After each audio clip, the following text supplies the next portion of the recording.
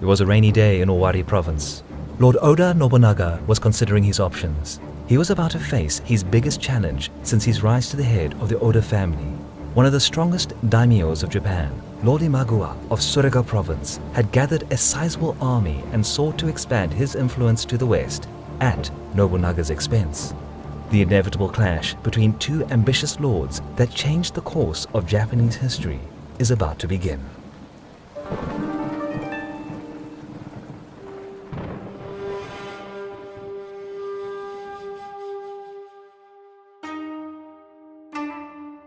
It is the year 1545. The reign of the old shogunate is over. The puppet ruler installed in Kyoto wields virtually no authority and serves as a mere tool in a political game between the rising regional powers, which, led by powerful lords called daimyos, struggle to carve for themselves the biggest piece of a disarrayed Japan. In this episode, we take a closer look at the Tokaido region, where many of the most renowned daimyos rose to power and fought each other for domination. Meet Yoshimoto, head of the prominent Imagawa clan of Tsuruga province, who over the last 10 years not only walked a treacherous path to the undisputed position of Imagawa daimyo, but more importantly, proved to be an able administrator and skilled politician, considerably strengthening the influence of his clan in the region.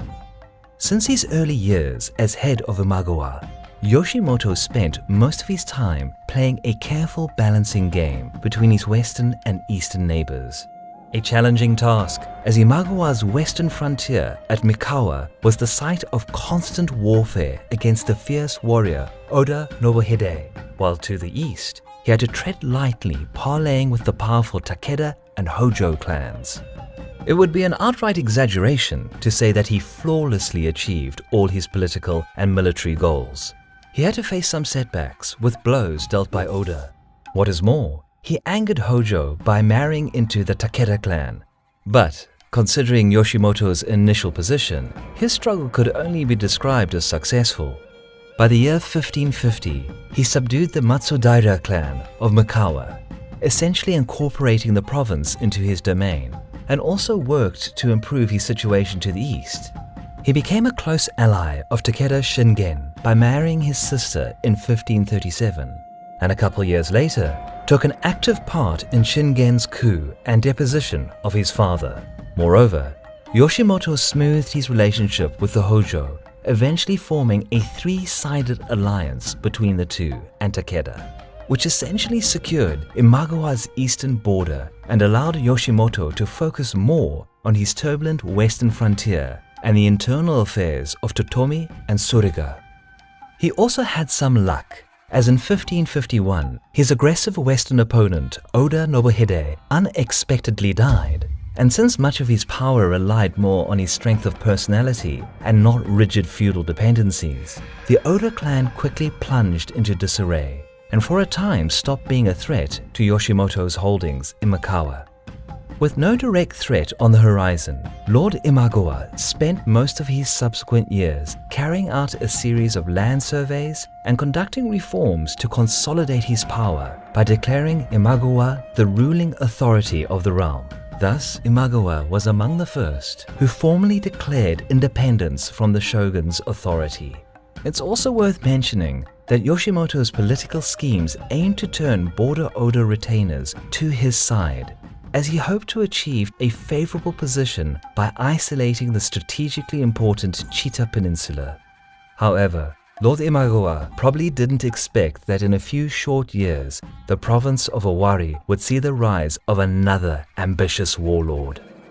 Oda Nobunaga, son and legitimate heir of the late Oda Lord, was of dubious reputation, following a rather brash and brazen lifestyle. He was even responsible for a scandal at his father's funeral, where he presented himself wearing informal clothing, threw incense powder at the altar, and stormed out of the temple.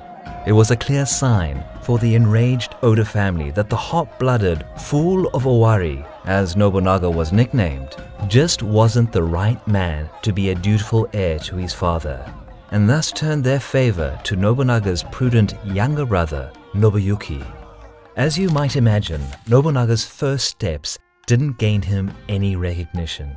But he entered the fray of the heavily divided Owari province, and in the course of 7 bloody years, subdued or killed his internal enemies, and achieved a mostly undisputed rule in Oda's home province. It was an extraordinary display of Nobunaga's effectiveness and ruthlessness, but despite his predominantly successful streak in Owari, one could hardly envy his position in western Tokaido.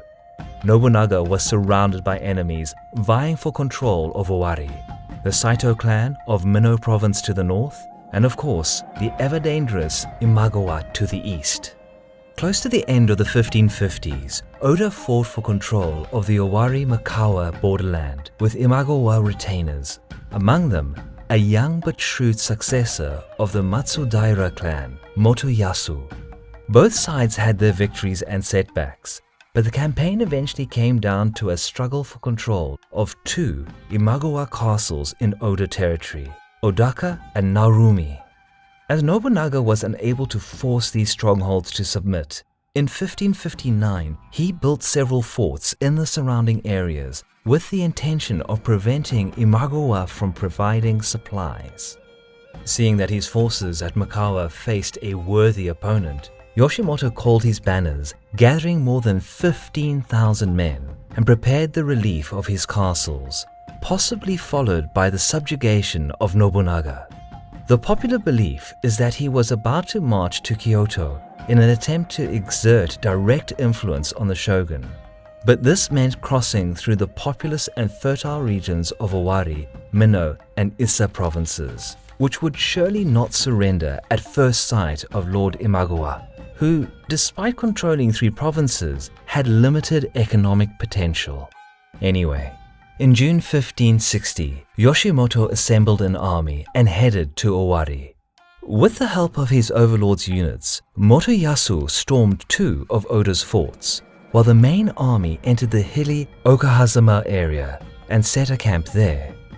When Oda retainers learned how big of an army was about to challenge them, they advised holing up in Kiyosu Castle or even surrendering to Imagawa forces, but not Oda Nobunaga. He said that he would not yield to Imagawa, a long-standing enemy of his father. He gave a rousing speech and departed Kiyosu Castle with all who were willing to join him. He arrived in the vicinity of Narumi Castle with his hastily assembled army and mustered 3 nearby forts. At this point, it was clear to Nobunaga that the Imagawa forces were scattered, and one of Yoshimoto's detachments was camping near Odaka Castle. The only hope for Nobunaga to win this encounter was to swiftly attack the separated groups of wounded Imagawa forces, which were earlier used to relieve the besieged defenders at Odaka. And that was more or less what he attempted to do. Just after a heavy rain, which helped to conceal his movements, and exploiting Yoshimoto's subpower scouting caused by his overconfidence, Nobunaga ambushed the invaders' vanguard camping near Tokaido Road, a few kilometers from the main camp. Theoretically, the Narumi Castle garrison could have attacked Nobunaga from behind, but Lord Oda stationed a few hundred men in 2 forts between them, essentially stripping the Narumi commander of any tactical possibilities. Following this initial victory, Nobunaga proceeded southeast, pursuing the remnants of the vanquished vanguard, and prepared to storm the Imagawa camp, located slightly uphill. He probably didn't even know he was attacking Yoshimoto's detachment, who had barely any time to prepare for this surprise encounter. Contrary to popular belief, Yoshimoto had only around 5,000 men at his disposal, because the rest of his troops were dispersed in the area, busy fighting Oda garrisons defending the forts, as mentioned earlier. Still, he had the best of Imagawa's men forming the daimyo's guard with him, supported by more numerous regular units. Upon seeing their own kinsmen running towards them in a panic, with the Oda army following them, some of Yoshimoto's troops on the hill lost heart and retreated without a fight, thus reducing the initial disparity between their enemies. Oda soldiers rushed uphill to attack the surprised enemy. Violent melee began as Imagawa's men strived to keep their line and maintain their position on the hill. It was truly a challenge, as most of Nobunaga's men had solid battle experience gained through the years of local fighting in Owari, and only Yoshimoto's guard were a match for them. And despite losses, they stood their ground firmly, at least in the beginning. But Nobunaga's Hatamoto, supported by other units, eventually prevailed and forced Yoshimoto to give ground. There was no chance that any other Imagawa units could aid their daimyo in time. So considering the unfavorable course of the battle, Yoshimoto decided to retreat northeast, and together with his shattered retinue, made an attempt to reach his closest castle in the borderlands. By this time, Oda Nobunaga probably realized that he was attacking the camp of the Imagawa daimyo, and sent his best men forward to prevent Yoshimoto from escaping the battlefield. Running through the valley, Lord Imagawa was bogged down in muddy terrain and was forced to fight his last stand against Oda's pursuit. Despite the abundance of Imagawa troops in the area, none came to the aid of their overlord, and although Yoshimoto fought bravely, together with his retinue, he was eventually slaughtered. Soon, rumors spread that Lord Imagawa was dead, and his forces retreated back to Mikawa. Even considering Nobunaga's brilliant political and military skills, this was an unexpected victory. Not only had his biggest enemy lost his life, but also many of Yoshimoto's prominent vassals and officials yielded at Okehazama, which eventually led to the collapse of the Imagawa clan several years later. The victorious clash at the border gained Nobunaga nationwide fame, as Lord Imagawa was widely recognized as one of the most powerful daimyos in Japan.